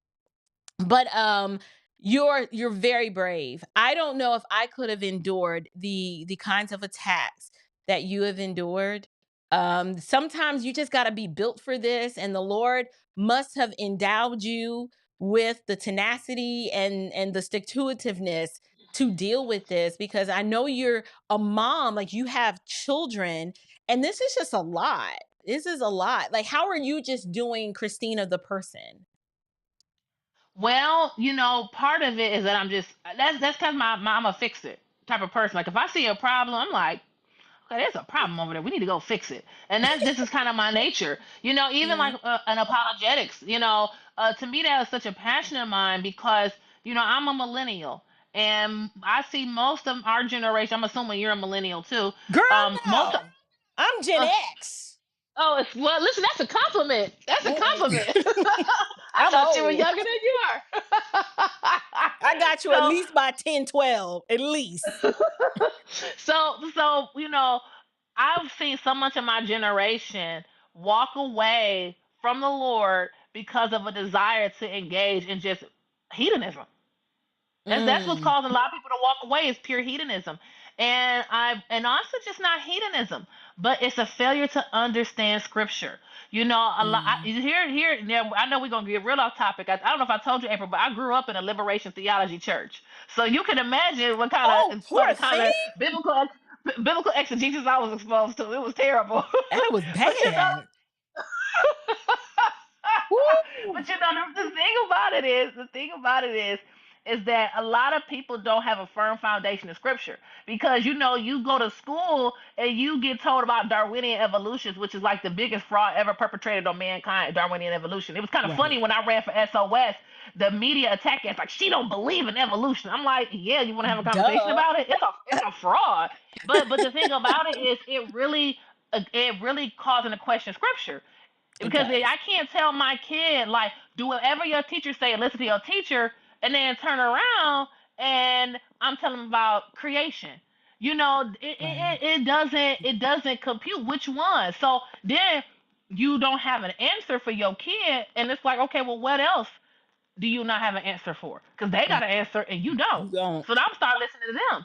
And they're worldly. So, and I look at how the entertainment industry, and that's a whole nother conversation we could have about that, of that negative influence. So I say all that to say is that got me into apologetics. Because now I can say, hey, this is what the Bible say, and it makes sense. The Bible makes sense. Not only are there over 300 Old Testament prophecies about Christ, but the Bible is the only book that can accurately explain the entirety of our human existence. Nothing else can. So that alone is an apologetic. There's just so many branches to apologetics. So that is really, it's like, this is a problem. Let's solve it. Like one of the areas I want to focus on in apologetics heavily is a logical case for hell. A lot of people don't believe in hell because we see ourselves as good.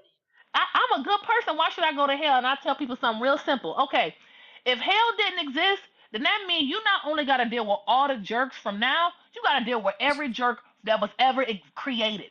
Did that sound like heaven to you? That would turn into hell real quick. So then these people got to be separated from us just for it to be heaven. I mean, that by itself is logical.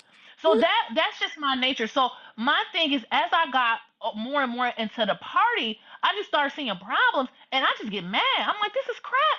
Let's go fix this problem. This is crap. So this stuff is more irritating through all the personal attacks and the slander, and these people calling me a DI hire and all this other insulting stuff. Yes, Laura Loomer, that's a whole other conversation in itself. She is a complete fraud. A lot of these people are frauds. With these conservative influencers, what they do is like 95% of what they say is true, then a little percent of what they say is false.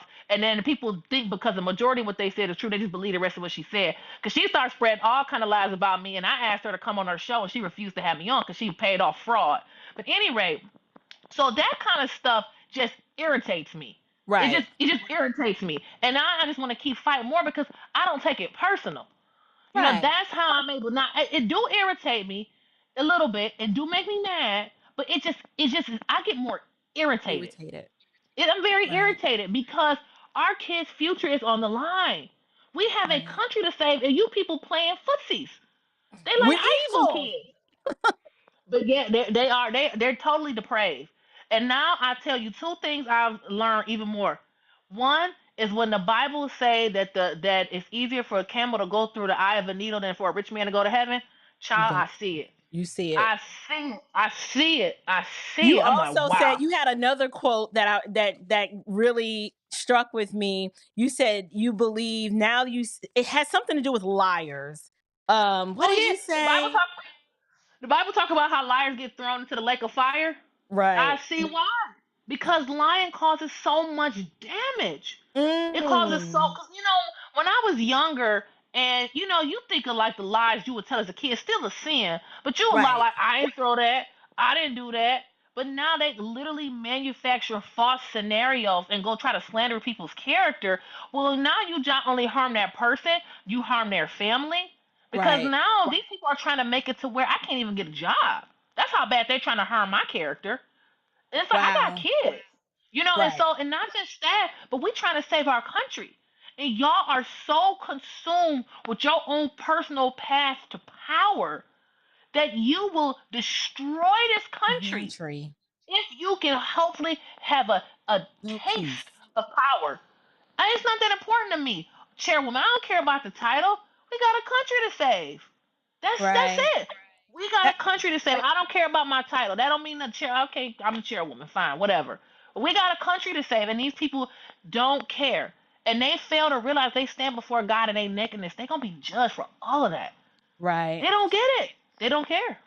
I love that was spoken like a true American patriot. The passion and your love of country, but more importantly, your love for truth and your stance for righteousness is what's I think making you more endearing, not just to myself, but to the listening audience as well. I could talk about this all day.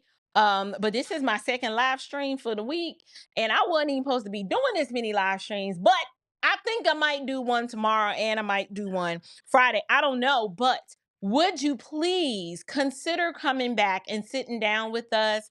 We want to talk to you some more. We want to find out more, just the level of wisdom and just the mic drops that come from you have just been edifying, but eye-opening, and it was an awakening for a lot of us. I don't think people expected to hear you to come with this much smoke for the dark side of the GOP. And hear us clearly. We're not saying that, oh, we already know the Democrat Party has problems.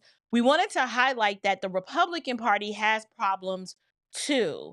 And that as believers, we kind of just need to be above board and focus on the policy platforms and vote your convictions and research and look into people, but more importantly, look to Christ, who's the author and finisher of your faith. Because at the end of the day, he's going to make all things new and he's going to sort these things out in the end. But until then, you need to do your part because you're going to be held accountable. Are there any final thoughts that you wanted to leave with the audience, Kristina? Yeah. To your point, a couple things. I want to encourage everybody to vote in the primaries.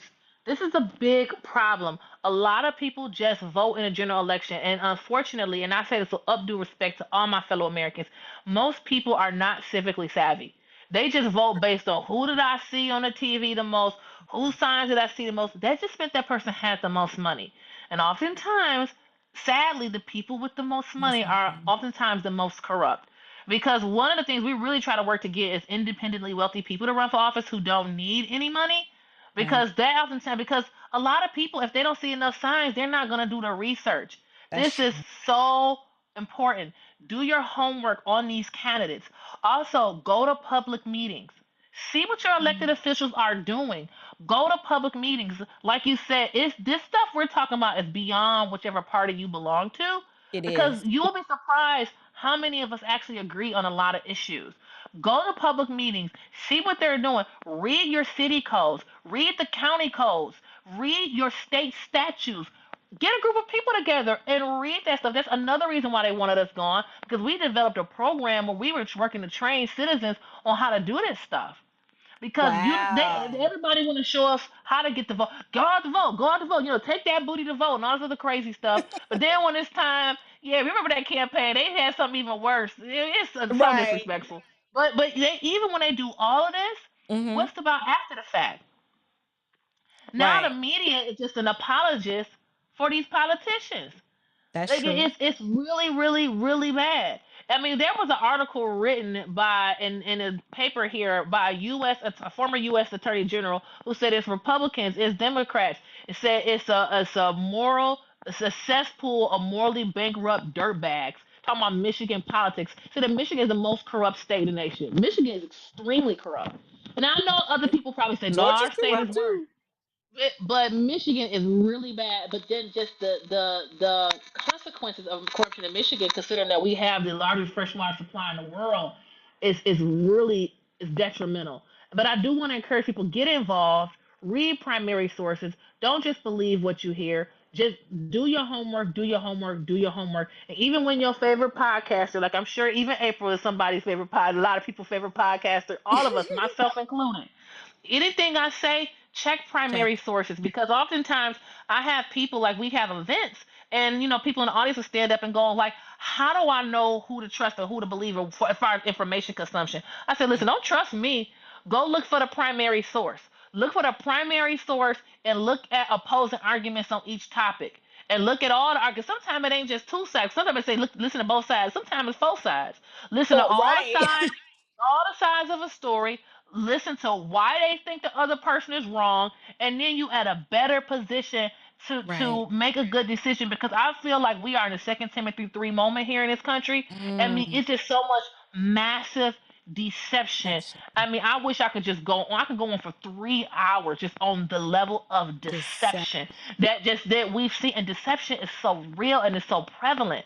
And one of the things too, that, as you know, April, I'm not saying anything new to you or the audience, but our salvation isn't going to come through politics. As much as I love my country, as much as I want to lay my life down for my country, heaven is my home.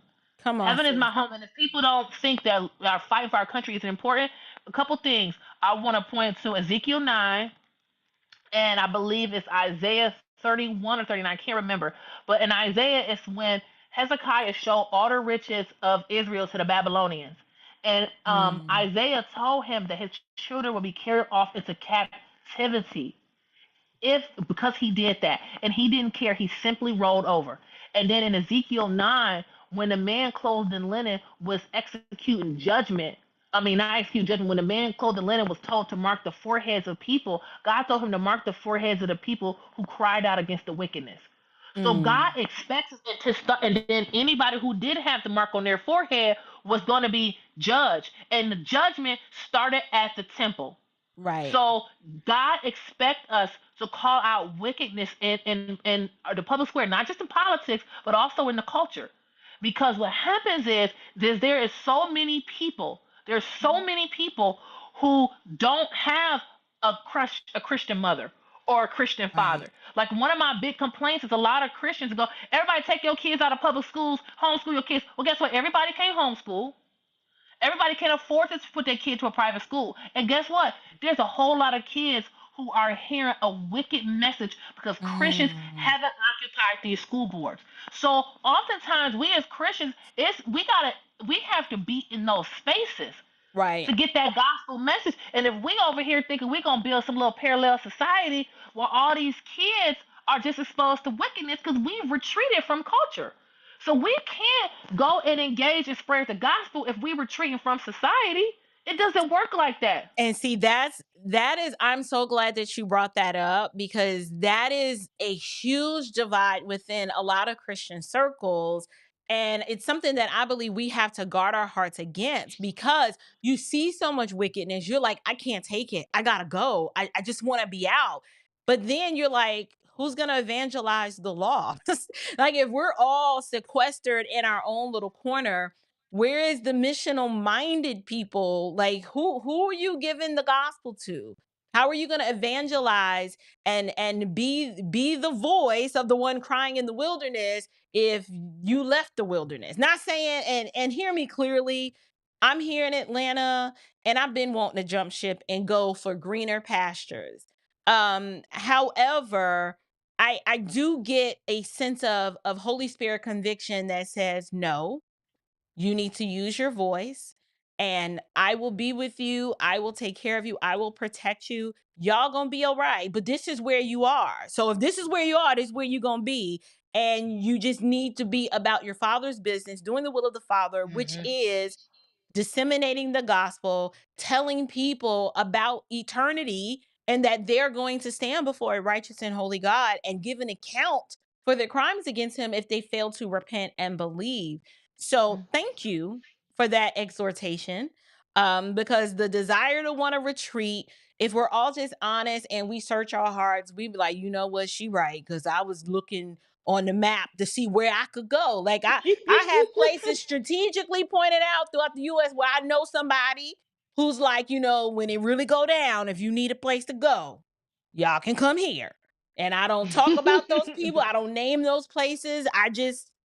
They're circled on the map. I'll just say that. I'll say that. Mm-hmm. Yeah. Well, it's been a pleasure. It's been a wonderful time for you to share your experience and your story with us, and I'm sure you will come back again. Yes, I You will. mentioned that you have a podcast. Did you want to shout that out so people can know how to Oh, find you? I had one. It was called It's Solid Food. Oh, Those episodes are from 2020, but you go on Spotify and you look up It's Solid Food. We did some really deep dives and talking. Our focus really was exposing the one world government and the cabal. It is a complete satanic ooh, cabal controlling our world. It is. That's not a joke. Like the evidence is overwhelming, and they think that the sexual blackmail operations is just the tip of the iceberg of the stuff they do. And I provided primary sources for everything. Of everything that we had. We just the evidence overwhelming that these people.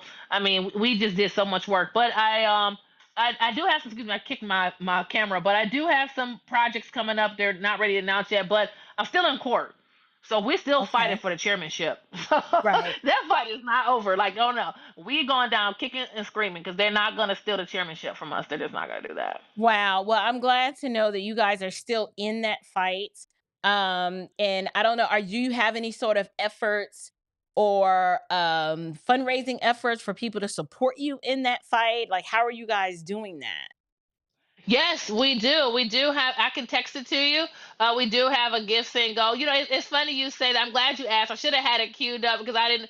I didn't want to seem like I'm coming on here to try to raise money, but I will definitely text you the link to our gifts and go. If people want to support our legal efforts, I'll definitely text that to you. And if you want to share it, that'd be great. Please do. I will you guys, I will update the videos. I will pin it to the comments on the top of this video, and I'll also link it in the description below so that, you know, believers, we're to do good, especially to those in the household of faith. So we take care of our own. That's what we do.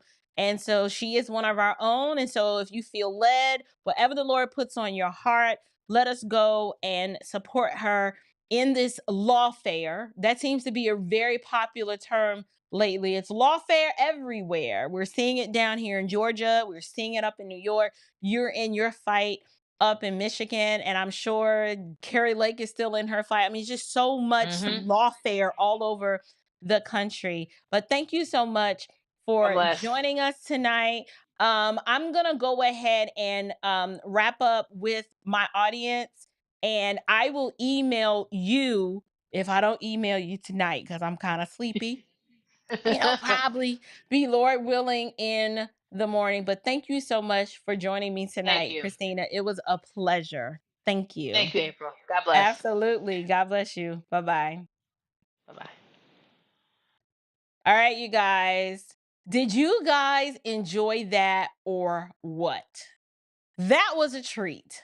That was a treat to actually listen and hear a woman of God who is standing in the political realm fighting against the forces of evil and darkness just because she just wants to do what is right. And so I'm hoping you guys enjoyed that. I want to go ahead and acknowledge some of these super chats. Susie Q sends $10 and says, "Thank you, ladies, for this wonderful conversation.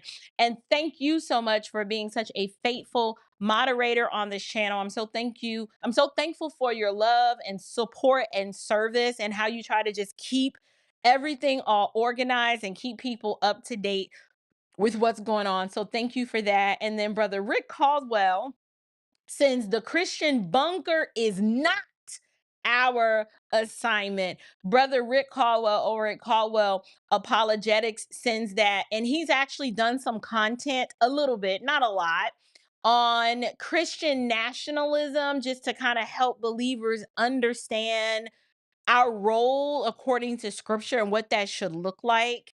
And why maybe the Christian nationalism movement as a whole may not be the right response, right? I'm not saying you can't be a Christian and then love your country. That's not how I'm using the term Christian nationalism. What I am saying is that heaven is our home. We are sent here as ambassadors to make much of Christ and to make disciples. But living in this perfect Christian utopia, I don't see it in scripture. But that could just be my eschatological, bias coming out. But if y'all see it, y'all let me know. I'm open to being wrong. Thank you so much, Sister Aldridge. Sister Sonia Aldridge leaves a super chat and she said, amazing. Thanks for fighting for truth. You guys, that's what it's all about. I don't pretend to know everything, but I named my channel the Standard of Truth podcast because I wanted my commentary, I wanted my interviews, I wanted everything that I do on this channel to be rooted in an objective standard of truth. And yes, I do give my opinions a lot, but at the end of the day, I have to point people to Christ. I need to be pointing people to scripture. And yes, you need to fact check everything that you even hear out on these YouTube suburbs. I call out here the YouTube suburbs. I'm glad that you guys stuck around as long as you did. And I'm just trying to scroll down. Sister Jennifer says, a breath of fresh air. We need more of her in politics. And honestly, I agree with that. I think what turns a lot of people off from politics is the nastiness and the fact that you got to be willing to almost risk it all because it will get nasty and it can get dirty. But some people have been uniquely called for such a time as this to serve in those arenas. But I also think we have civic duties as well. If we're just honest, a lot of us are not an informed populace. Like, we don't really know what's going on. I had no idea that the county that I moved to had so much corruption going on just at the local level. And Kristina is right. You have to vote in the primaries. Like, locally here, I have to vote in the primaries. And the reason why, the way our state is set up, so locally, our county commissioners and they listen, it's just not good. I'll say it like that.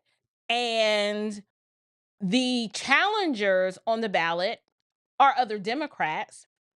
However, what I have had to do is my husband and I have had to sit down and look, because the thing is, if no one as a Republican is going to run in a staunchly Democratic county, what we've had to do is say, okay, I don't want to just sit out.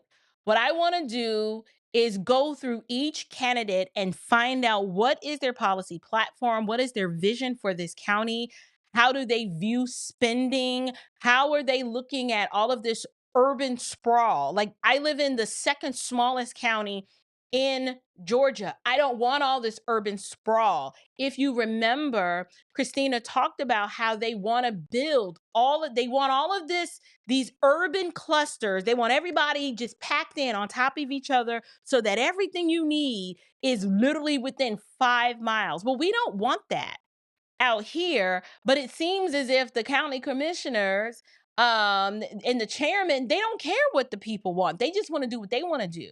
And so they want to approve a bunch of liquor stores and storage facilities and Dollar Generals and wing spots and gas stations, like things that nobody wants and asks for. But the things that are going to actually improve the quality of living here, they just tone deaf on that. And so what we've determined and realized is that, we gotta vote these jokers out. They need to go. We've had to settle our share of sexual impropriety lawsuits at the taxpayer's dime. And so I've had to do some serious research into who the heck are these people and what is it that we got a disbarred attorney on our county commissioner. It's just it's just bad. So I said all that to say that you need to look into who you're voting for. and they may have a D behind their name. In local politics, it's possible because sometimes you have people who have values that you guys share, but in order for them to win their race, they're like, I'm just going to run as a Democrat. Um, but go meet with these people, go talk to them, find out where they stand on the local issues that matter to you, and then you pray, and then you make the best decision. Get your emotions out of it, right? Like, you're not sizing up a spouse. You are literally hiring people to work for you. So you want to hire the best qualified person that's going to get the job done. I have hired people before, and everybody that worked for me was not a believer, but there were certain things that I was looking for that mattered to me in terms of their abilities and capabilities. And so you kind of got to look at this whole voting stuff, particularly at the local level, the same way. And so I don't know if that was helpful. I hope that it was. But I just want believers to be informed, to be led by our Christian convictions, and then at the end of the day, know that God is sovereign. But Lee, homeboy, we needed you earlier. It was some legal stuff, and it was kind of going over my head, friend. And I needed you. I needed your head in the game, but you were not here. So I don't know. But Kristina Karamo, my guest that just left, is currently embattled in a lawsuit to fight for her chairwoman's seat in the Michigan GOP. And so that lawsuit is still ongoing. I know divorce is like your thing, but listen, you seem pretty smart with this legal stuff. So I don't know. Perhaps you might want to review it and I don't know. I don't know if your audience is even interested in that kind of stuff, but glad to see you. Glad that you could make it and roll on through into the live chat. Um, you guys, if you ever want to hear commentary that, okay, it's got some language, so you need to either be mature or if it's going to vex your spirit, don't listen. But the legal commentary, it is good.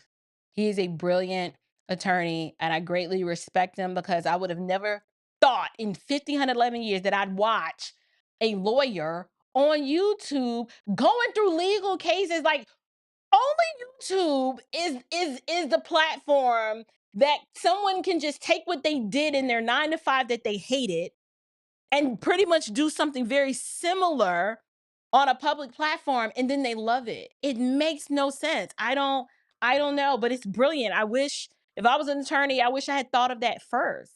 But anyway, I'm glad you guys are still here, and we're about to wrap things up. Yes, I don't know what Lee's deal is with Job. That's like, he's like, all I know is Job.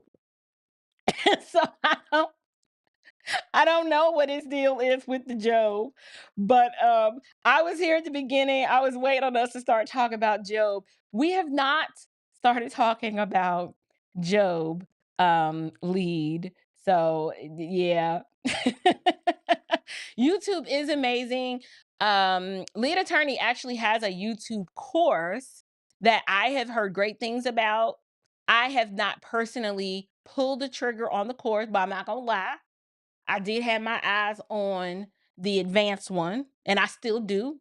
So if you still running the Fonnie special, you might see in the Stripe account, you might see the Standard of Truth, Standard House Media. I don't know. I gotta talk to the husband to find out if he thinks that it'll be beneficial for the channel.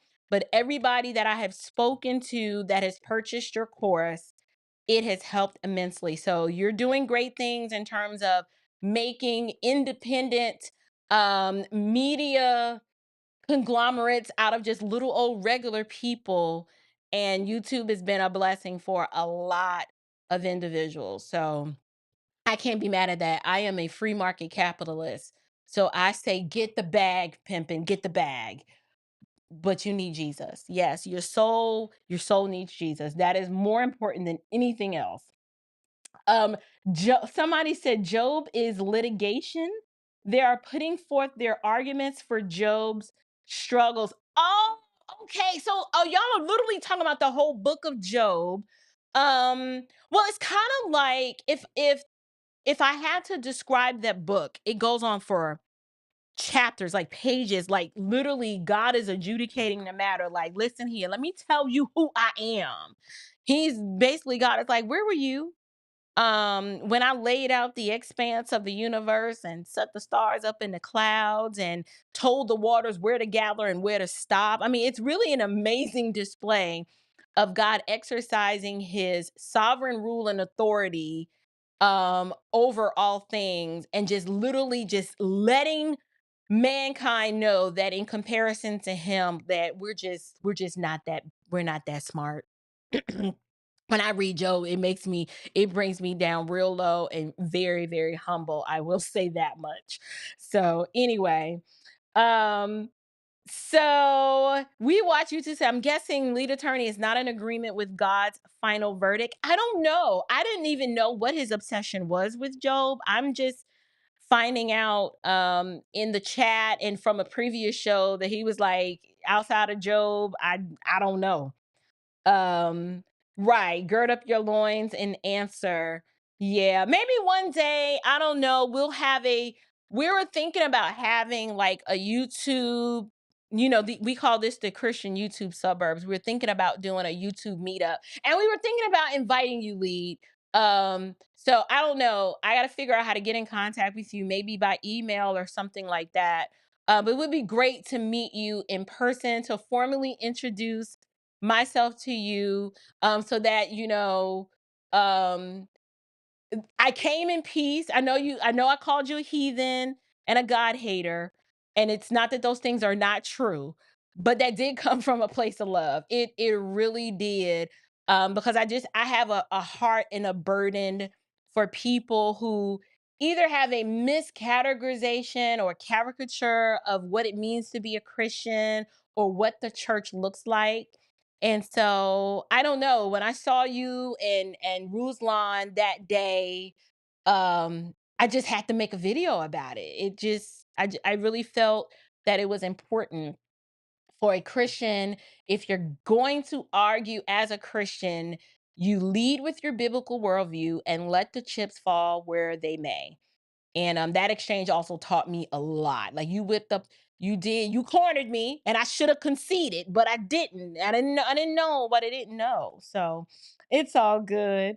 Um, actually, Buckhead is not right down the street from me.